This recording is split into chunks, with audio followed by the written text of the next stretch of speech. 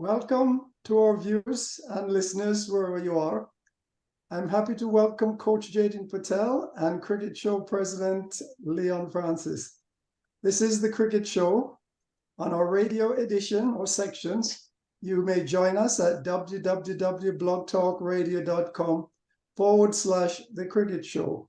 You can join us by calling 1515-605-9850. That's 1515-605-9850 to be part of our radio audience and contributors. You may also join us on our YouTube channel at thecricketshow.org. And tonight, we hope to take a look at the match between Australia and Afghanistan, the match of such great import, the match of such great significance, the match that could make or break a team's ability to move into the semi-final. Good evening, Coach. Good evening, Leon. Good evening, Dennis, and good evening, Coach. Thank you. Well, Coach, Leon, the Afghan team played with a mindset today. They looked like a team with a purpose and like a team on a mission. Zadran, 129 runs not out. He shepherded the team with a gut full of discipline, while the batters following worked off Zadran's strength and helped to amass a stiff total of 291 runs for the loss of 5 wickets. Afghan's prospects for a win worked convincingly. They worked convincingly for a victory over Australia. But Australia's prospect for a win was dim, failing to tame the Afghan spin attack. Australia was staring defeat in the face at 91 runs for the loss of 7 wickets in only over number 18 of 50. Australia rode the luck of Maxwell, while Afghanistan suffered the agony of Maxwell. Glenn Maxwell wielded and swung his bat like a scimitar. All this between several on-field medical visits to render medical assistance to Maxwell, who at times had the visible appearance of a man on his last leg.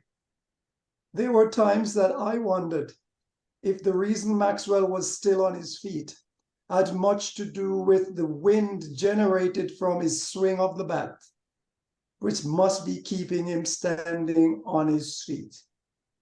Maxwell stood tall at the 46th over with the winning stroke, a 6-hit boundary, taking his personal score to 201 runs not out from 128 balls. There were 21 boundary 4s and 10 boundary 6s. I am lost for superlatives and adjectives to describe this match that was full of significant implications for both Australia and Afghanistan. Australia has secured a semi-final slot. Afghanistan have another mountain to climb in the form of South Africa. And of course, there's New Zealand and Pakistan hot on Afghanistan's tail. There is a lot more that could be said, but words escape me right now. That was a tremendous match. It was a match that was so exciting and so unbelievable. And I'm sure Leon must have some contribution to make in regard to what we all witnessed. On face, we witnessed one of the most extraordinary innings ever played in ODI. I will give it to that. But whatever was given to revive Maxwell when he suffered that cramp worked, and he wielded his bat. You could not. You have seen shots that were invented, and the way he played them with perfection, he must have practiced those. And I want to go on further to say, it's a pity this innings had to come when Virat Kohli made that tremendous feat as well, just getting 49 centuries. It was remarkable, and I thought the Zadran, his maiden century, the first for a player from Afghanistan to have done so at World Cup, was overshadowed by that innings. I can't imagine a team 91 for 7, but Cummins played a real good part. That 12 was important. That was significant, because if they had lost a wicket, yes, that it would definitely slow down Maxwell. But Maxwell went on, and everybody, the Khan and those two spinners from Afghanistan are two world-class spinners, and nothing they could do. Nothing they could do.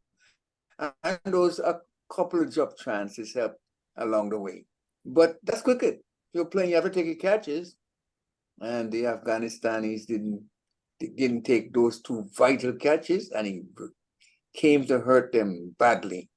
I say, well, you have to give the guy credit. This innings must go down as one of the greatest ever played in this format.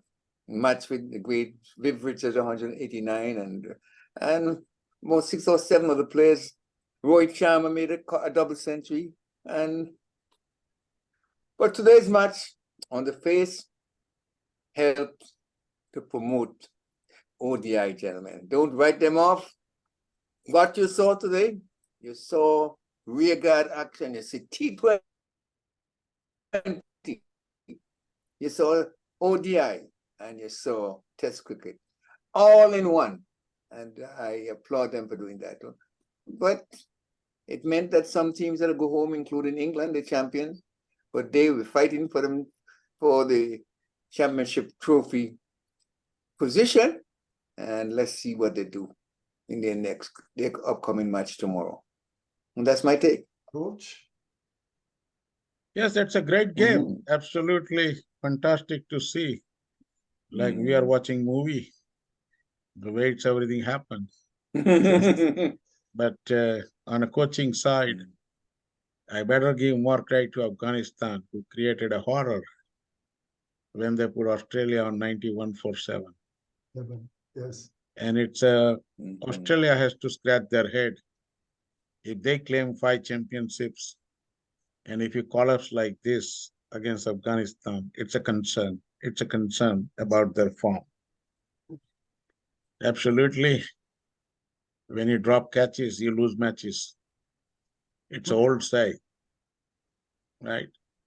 To win the match, you must catch. And they forgot that part. Catch. That helps, yes. Otherwise, it could have been different direction. But the biggest disappointment is, to me, on Afghanistan side, is their performance in this World Cup. They put 270 plus against India, and they let the Rohit Sharma fly 100 plus, and that is what the setback. So even they had a defending total, they could not sustain Indian team to win that game. It's exactly happened. Today they score, I think, 20 more runs than what they did against India. And not only that, I think India game, they lost 2 wickets or something. But over here, he grabbed 7 wickets and still losing. So that's a huge concern. Absolutely. The biggest thing that did not work is their 4-spinner strategy. They bring the 4 spinners and the 2 quick bowlers. The 2 quick bowlers did their job, grabbing those first 4 wickets before Rashid Khan came into and grabbed 3 more. But on those 4 spinners, I watched the whole game. They did not manage the bowlers. That was a big mess. And Nabi, the guy who is like an experienced spinner out of this bunch with the Rashid Khan, should have been introduced early. They did not. So there's a lot of things Afghanistan has to scratch when they go back why we lose these two big games, India and Australia both. They could have won it both. They are capable to do it, but that's now job for the coaching, captain, and on-field performance. Absolutely, the one thing is very impressive part is Glenn Maxwell stayed in the game even after the cramp. And he was able to keep scoring without much movement. And that speaks about one thing: fitness, fitness, and fitness. It doesn't happen unless you are too fit. So he explored his physical fitness standard today. And I think he made his comment too, the way he worked hard in a fitness, which helped him today to deliver those shots. After the second time that treatment, if you look at his movement, feet was numb, I call it. It wasn't moving at all. Whenever he was swinging the bat, you can say the hips, biceps, none of them was moving. It was all upper part of the body with the swing. And it's very hard to do that. You can grab a baseball bat or cricket bat and try. It will not work. Where this guy has put reverse sweep for 6. That tells you how much power he carries in upper body, right? Clean 6, clean 6. And absolutely, even down the stretch, he maintained the pressure, didn't loosen up, and time to time he scored those boundaries, even he was not 100% fit. And that's a huge. I think, in my opinion, this is, I think, highest score in a World Cup in an inning. We had 190, Kapil Dev 175, but I don't think anyone has scored 200 in a World Cup. I don't recall. We need to check on that. But looks like this is the huge. This is the huge because he came way down the order, right? He's not a frontline batter. He's all-rounder. So he's coming after the all frontline collapsed. Not only that, he put together a great partnership for the 8 wicket. And I will say to his inning, all credit goes to his captain, Pat Cummins. Yep. He maintained and tried to stay one end without getting into trouble. He defended, and even the later stage, I have seen plenty of time. He was backing up the Glenn Maxwell to make sure that we are not rushing here. We have enough time, we need to be patient and keep what we're doing rather than taking risk. And that is where it pays off. But it's absolutely now Australia booked their spot. So now the spot number 1 belongs to India. No matter what happens in the remaining games, it doesn't move. Number 2 will be South Africa. It doesn't matter how they work with that Afghanistan in the last game. Australia is facing Sri Lanka, but we are expecting they win. But even they win, they are not moving up. They still will be at number 3. So Australia and South Africa, one semi-final is set, we can say. Where India leading at top, looking at the 4th spot, which can be open because the New Zealand involved, right? Yeah. So New Zealand has to face Sri Lanka first, before Pakistan face England. So by the time, if the New Zealand wins, then the most likely they are securing the spot 4. If they lose, then the field can open up for Pakistan, who is going to face England. And there is a slim chance for Afghanistan to tie up with Pakistan or New Zealand or both teams if the things can go other way. I mean, South Africa loses, New Zealand loses, then the Pakistan and Afghan can tie up. So there is still 3 teams in a race to me for the 4th spot: New Zealand, Pakistan, and Afghanistan in that order. And now we have to wait and see how the first match goes, which is the New Zealand versus Sri Lanka. That will decide. If the New Zealand wins, I think they are taking the fourth spot because the Pakistan and Afghanistan still has one more game to go. But at the same time, the net run rate is important. And that is my expectation. New Zealand will continue their form. They are putting 300 plus score and they will try to do it. And at the same time, the biggest concern will be the Pakistan again. If they win the toss and bat first, imagine what can be the total, because they got four front who are capable to put 400. And if the England collapses, then they got the run rate. So the Pakistan has the only advantage is putting the big total, win with the big margin. Same thing with Afghanistan. But Afghanistan will have a little bit tricky situation because of the ground. But looks like we are moving really good in this World Cup. And it's going to be exciting to see the Coach, final. Coach, I listened with some concern because they were talk about the fog. And it seems as if they also talked, there was some element of dust as well. Can you explain? I know you haven't gone through This is this. not normally a You haven't dust heard at about night. Yeah, not a dust. It's usually the dew. And some part of the ground you can have a smoke if there's something else going on, fire and some, what do you call the industrial sector, which is blowing up those dark clouds for you. That's usually happening in England. Yeah, England, just like that. So it happens, but this one was particularly a fog. You can see the dew was there, and it happens. It's a dense fog, comes out at night at this time of the year, especially in Mumbai. And Coach, go ahead. I heard you wondered about scores of 200. I am almost convinced that I heard that there were at least 10 scores of 200 runs in the past, led by the universal boss. I think he has one score of 200, and there are others, but I'm not sure in the hierarchy who comes first with the number, but I know there have been about 10 scores of about 200.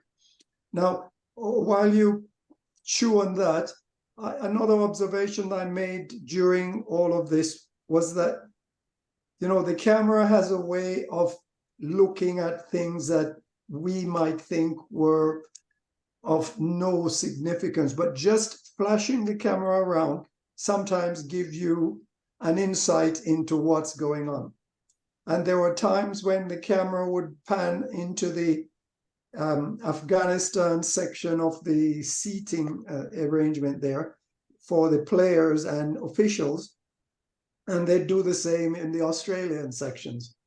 And whilst in the Afghan section, you could see the obvious dismay on their face as the run total mounted for Australia. Some were sitting back with their head completely back against the wall, face staring up. Others I saw visibly had tears in their eyes because they were imagining what was coming. Whereas the Australian side, you could see that there were mountain of joy, happiness, and it was just totally unbelievable, the amount of satisfaction and the joy and singing that were going on in Australia. The other point also was that when the physicians, the PT, whoever it was, the medics came out to assist Maxwell, there were many moments where the cameras would pan on the Afghan players milling around and talking. But it was quite obvious from their body language and their gesturing and the look of, dare I say, daggers that were being thrown, that Afghanistan players were not very happy with the amount of, I don't know if it was time or medical attention, but they weren't happy with what was in front of them. I don't know if you saw any of that. What was your take? It is a concern both ways, and maybe concern about medication as well as substitution, means a runner at the time. Unfortunately, runners are not allowed, means batsman has to take off from the field, and Maxwell did not. But I just got the update for you. There are only 3 times in the World Cup history the double centuries has been scored. Yes. Yes. Okay. I have them 2 here. double centuries came in 2015 World Cup. First one was Martin Guptill, who put the 237 not out. Against the West Indies. Second by the Chris Gell, he put 215, but he was out. And now this Maxwell got 201 not out after 8 years. So these are the only 3 double centuries in the World Cup history. Okay. There are plenty of scores, 150 plus, but when it comes to the double century in World Cup, these are the only 3.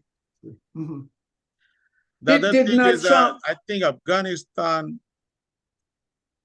had a lot of things going on, but when you drop that simple catch in a field, you have to pay the price, and that's what it is. Coach, didn't Sharma score a double century against Sri Lanka in 2014, 264?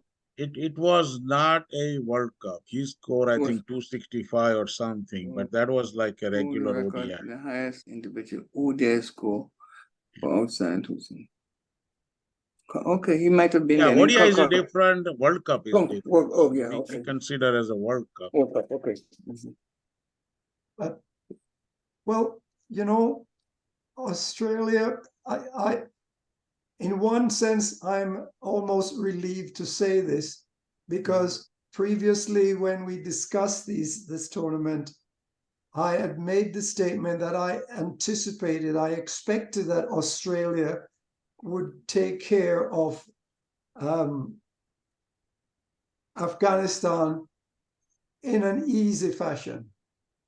Obviously, I guess my crow pie was probably in the oven, because I watched and I saw that total that Afghan put up.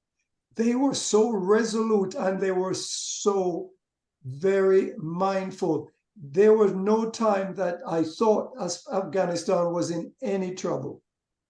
And this points out to me that Australia, with all the might that they displayed last night, they could be in trouble themselves, because it exposes their bowlers as being totally unprepared, totally not with it, and they do not have what it will take in order for to take on India, for example, in the final.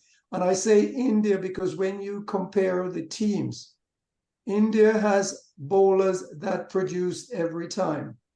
India has batters that produced every time. Australia have bowlers and batters, but they do not produce on a regular basis. Their way of producing is one here, one there, one over there. And so I think that Afghanistan may have pointed to Australia that there is a lot of work that they have to do between today and any match semi-final, let alone the final that's to come, against which I'm sure will be India. And I hope I don't have to eat crow again this time, but it certainly looks like there's a lot of work that Australia has to do. Coach, give me a moment. Let me finish this Dennis part first. It's a huge concern for Australia, definitely.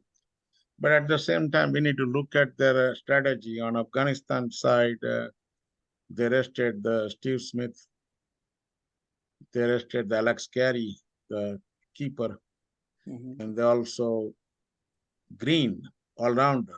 All 3 were arrested. So that's one thing. But definitely it's a huge concern for Australia. They already have lost it against India.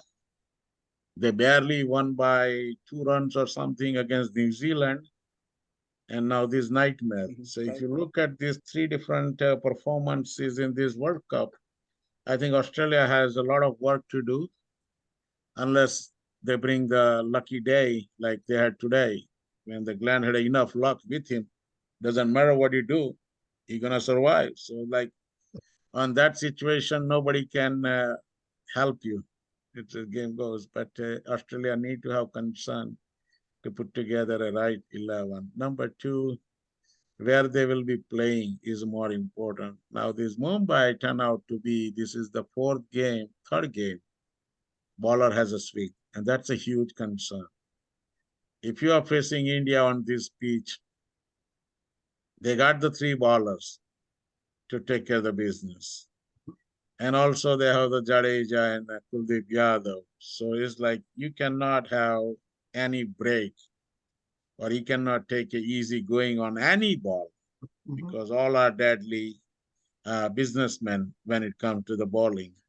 Same thing with Calcutta. If you go Calcutta, then again, they have the strength. They have the strength. So these two semi-final grounds are, I will say, more favorable to Indian attack than any other team we can expect. Over here, there's like a lot of teams going to face the challenge, most likely in the middle overs. That will be the huge challenge, because most of the teams are not prepared, except India, where they are controlling from front to all the way to the towards the end stretch. Yeah. You know, if we look back and the teams that have beaten India in recent times, you know how many times Australia beaten them? 3 times. And West Indies No, once. there are some defeats for India, but then India. Let me finish up before I forget. Yeah. West Indies beat them in Port Lauderdale, right? And I think Sri Lanka beat them in the Asia Cup. So No, that was before. Before, yeah. But who beat them? Someone beat them in the previous. Nobody beat them. Is it Sri Lanka? See, I can tell you. Unbeaten. They were unbeaten in the Asian Cup. They lost one match. Yeah, when they lost that Asia Cup in 2021 badly against Sri Lanka. Right. Since then, India has a different plan and strategy, and it's working. When you say West Indies beat India, okay, grab the roster and see how many players playing from that India-West Indies series. It's true. 6 or 7 does not exist anymore. I'm saying Australia beat them though. But what they did in last 2 years, they did the well-planned preparation, and that is the key. And same Sri Lanka, who beat the India and won the Asia Cup. Yeah. This last Asia Cup was the horrible. They got out under 50. Can't even bat.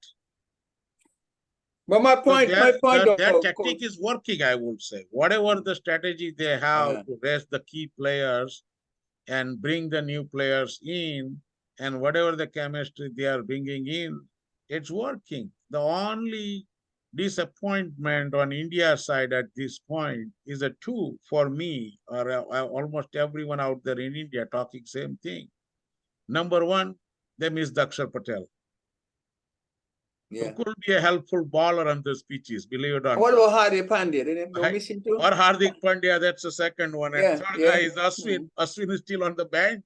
Probably he will not get single game now, because looks like India is going all the way unchanged. But to me, I believe that is the next Sunday when they play last game against the Netherlands. This game is just a pure practice for India.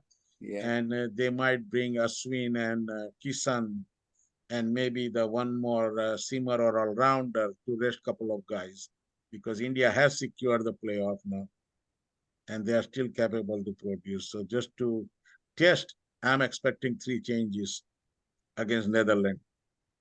No, right. But my point, which I wanted to bring in here, if there's any team to beat India, it got to be Australia in my book right now, because even Travis Head went cheaply, and we didn't have Clark inside there to grind them spinners out. So we'll see. I feel right now is like India is favorite. Yeah, right now is like India has a huge advantage because their batters are in form.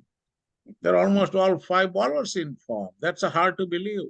They don't need the 6th bowler. And that's a beautiful thing to they have it. And you'll not be surprised if time comes. Everyone will surprise. They have the bowler who are coming in, maybe Surya Kumar Yadav, Gill, or Virat Kohli. So that's a surprise pack now. They're not going for the 6th bowler. And that's the reason they are too strong in a batting lineup. And it doesn't matter who plays in India, you have to deal with the pressure, not just a local environment. There is a huge fan base out there. And that is the psychological game India has in this World Cup, because they got the advantage when they play home. Well, for the game, I would love to see we have a tussle, a two. Not only that, you have to be extra careful. Face to face. You have to be extra careful. This is all IPL stars. It's called IPL All-Star team, the other way. You got 8 captains in this team.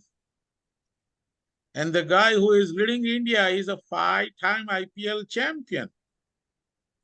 So believe it or not, it doesn't matter what crisis India will face in fielding.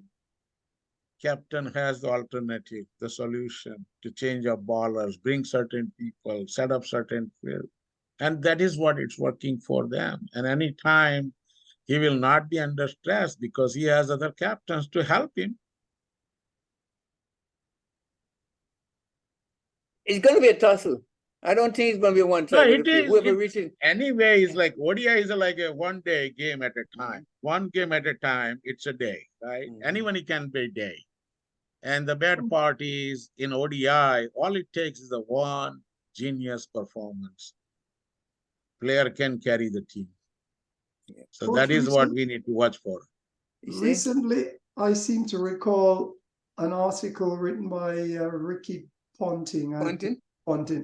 And I think in that article, he was saying that there was not enough, that ODIs were probably not being given priorities or enough priorities or something to that effect. I'm wondering if you've been hearing any comment about what's likely to happen with future ODIs.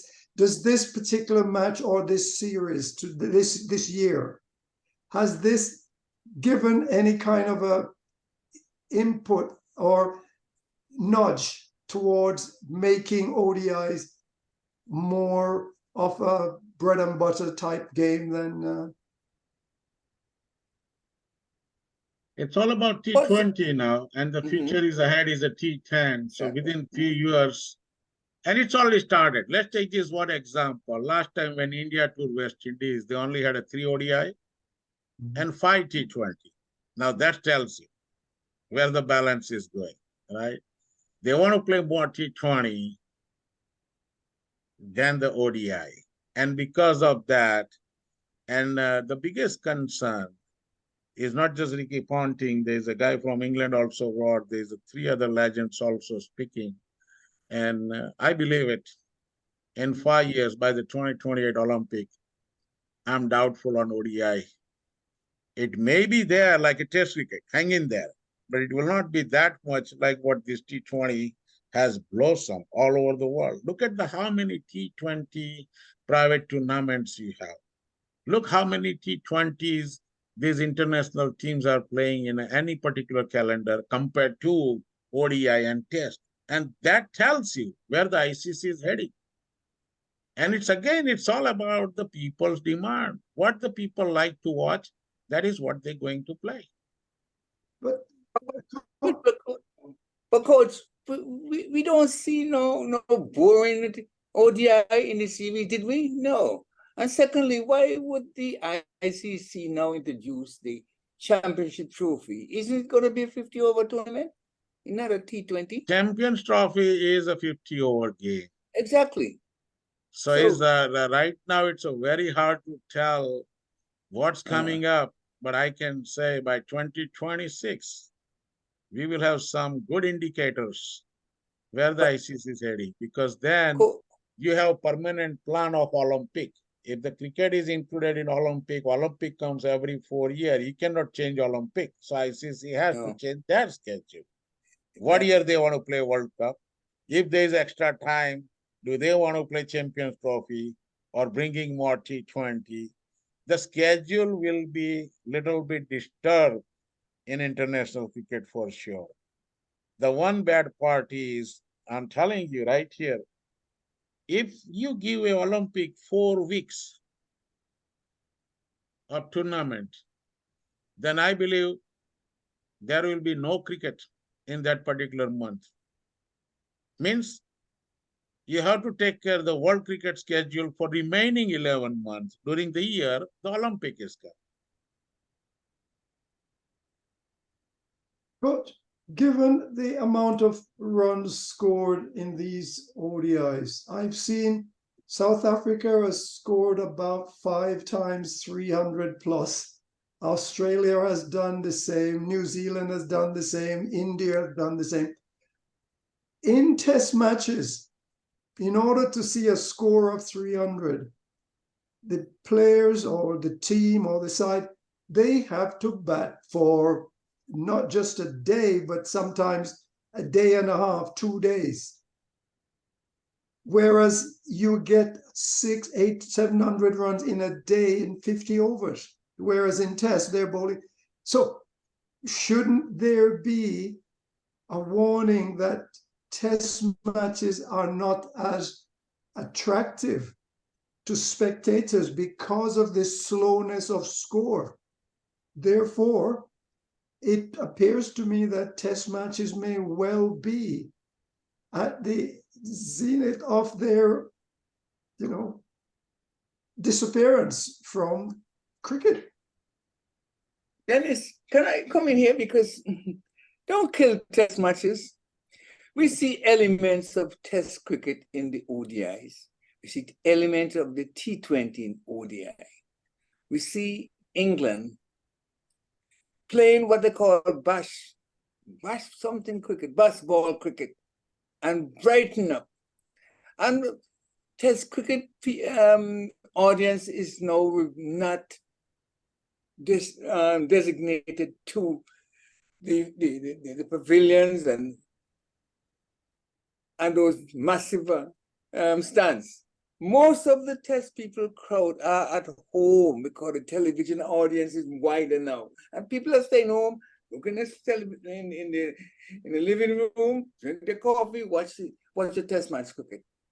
Test match is not dying. He may not have the spectators at home, but he has a viewership worldwide, and if you see the innovation that is being used in test cricket, that is coming from T20 or coming from the 50 overs, it makes sense to keep them alive. Makes sense. There's need for them because some batsmen are definitely not the swashbuckling players, but they can stay there and you can enjoy good innings. That's my take. Going back to Danny's concern about the test match, why they are not scoring runs, you have to understand the circumstances and situation. In ODI, you're getting a fresh wicket, means no action has been happened in a morning or previous day. You're getting the brand new prepared pitch to start the game. By the end of the day, both teams are playing 100 overs. We are done. Nobody's carrying on. Means the scoring is possible. In the test match, you only get the fresh wicket on day 1. And they carry over all 5 days on the same pitch. A little bit rolling, little bit of cleaning, little bit of painting those crease, we call it. But beyond that, you are still playing on old surface, which does carrying on wear and tear. And because of that, it's very difficult to score runs. Number 2, in the ODI, every bowler has a limited number of overs. And the captain has to rotate those bowlers. So because of that, you are not facing one particular bowler for more than 5-6 overs at the most. They usually come for 2 to 4 overs and they change around. And that also gives the advantage. Number 3, the ball itself. In ODI, you got 2 new balls going with the both umpires. So technically speaking, each ball is being used in evening for 25 overs only. Where in test, you're dragging this ball for 80 overs before you are allowed to change the new ball. And sometimes they don't change it. If the spinners are doing really well, it doesn't matter what the cosmetic looks like on the ball. They'll carry on to bowl with the old ball as long as they can contain the batsman, right? So there are huge differences, but I can say nowadays people are more tend to turn on their TVs for T20 than test. I talk to a lot of people in India. Nobody turn on the TV in test match. They will wait until evening to watch the news and just take the highlights because nobody has a time to sit down 6 hours a day to watch this slow motion game. But if you say this is a 90-minute game or 3.5-hour game, people are excited to take time and watch this TV. And because of that, it doesn't matter. I doubt it test can last more than 10 years from here on. It's going away, has to, because now the new format T10 is knocking the door. And once they start, I doubt it there is much money involved in test. At one point, I think ICC may think about it. Is it worth it to spend money on this staff to play for 5 days without much return? Well, Coach, you've made the point, and I think in a sense I detect that you may be thinking along the lines that I am, because scoring runs is what cricket is all about. Yes. It doesn't matter that you're playing on the same pitch for 5 days. Scoring runs, so you have to score runs, and the only time that the spectators see runs being scored is in the ODIs or in the T20s. And to counter Leon's argument, Leon, when the spectators, if I'm at home watching a test match, I'd think nothing of getting up and popping out to run an errand and coming back, because not much will happen. Yeah. But if it's an ODI, so much can happen. So much can happen. Yeah, that I'm not going to go away to run an errand because of what is taking place. That alone, Leon, is more likely to work in favor of the ODI matches, because even as Coach said, you're playing on the same pitch. One day it's burgeoning new with different balls, with 2 new balls, and the test matches, this is where you lose the comparison. Really, this is where you lose the great interest and the excitement. So, Leon, I think that when it comes to that argument, that's you don't like it, but I'm telling you, I am of the opinion that there are changes that needs to be made, and changes are going to be made in the ODIs, and changes are going to be made in the T20. You cannot doubt the fact that when England played the last few series, that they won at bright cricket. You saw people fill the stands in England. You say they bring this basketball cricket, and they're brightening cricket. You long to see a good innings. Anyone can hit and miss. Anyone can hit and miss. How many test matches can England play? Amongst whom? Just Australia? No, they play. What else? No, who else? Play India.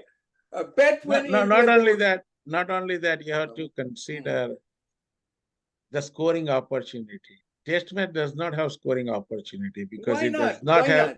not? No, I'm coming to Leon. I'm coming to your point.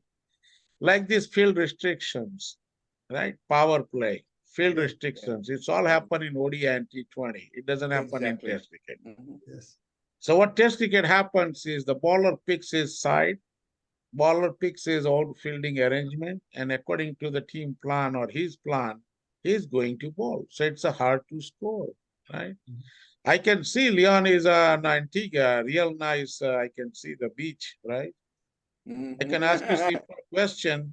Yeah. If you're on the beach, how often you will go? I can tell you the other way. Mm. If your family says we need to go on the beach for 3 hours every weekend for a picnic or party, everyone will love it. But what happens? You tell your family, no, no, no, no, no, that's not a good picnic. Why don't we go every day for 6 hours and spend on the time on the beach? Yes. Find the answer from your family, they will tell you. My quick answer to you, right? I used to, anyway in Antigua, you can get a beach within 10 minutes. Yes. So No, where I live, the thing is, yeah, I live, unless it's You're raining, missing the I point. used to go yeah, Yeah. the before point is, the change. point is the world has changed. The world has It changed. has changed, and so When- has T20 Yeah. and ODIs as well. It's not only Test cricket need change. All right. You're going to brighten it. Okay, gentlemen. Don't kill the We've goose got that lays the golden egg, man. we've got a topic here that's that- Beyond all. World Cup. Beyond World Cup. all three can exist. Why are you want to kill one? Let T20 go on and have his popularity. Nothing right. is wrong with that. No, we'll talk about that one, but let's stay with the World Cup right now. World Cup is Yes. ongoing. We Same are- with Test match right now. We'll return to this topic another day. Another night. But for now, let's look at let's just say good night for now and ask our audience to join us again, maybe not tomorrow, but the day after tomorrow. Yeah, whenever this semi-final contender plays game, yeah. Well, we'll have New Zealand and Sri Lanka playing on so the we'll cover 9th. that game. Yes, we will And cover of that course, we will have Australia again playing. We'll That'll have be Thursday night. Afghanistan, Australia, Afghanistan, then Pakistan, England. And yeah, so we'll see you again in 2 days when we will take on, or at least tell you about how much we enjoyed the New Zealand, the New Zealand and Sri Lanka game, because there's a lot going to on the cards here. Sri Lanka has their egos that have been so bruised and battered that they will be fighting for everything. New Zealand has that golden trophy looking and staring them in the face. So they want to be there. So we know that that match between New Zealand and Sri Lanka has too many things on the line for both teams. So join us again 2 days, and we hope you will. There's also. one thing we never even touched the timeout situation, but another time we'll also touch that. That no problem. Next time. yeah. Yes. All right. Take care for now. Okay, see you guys. Good night. Take care Good then. night. Good night. Both of Nice you. session. All right.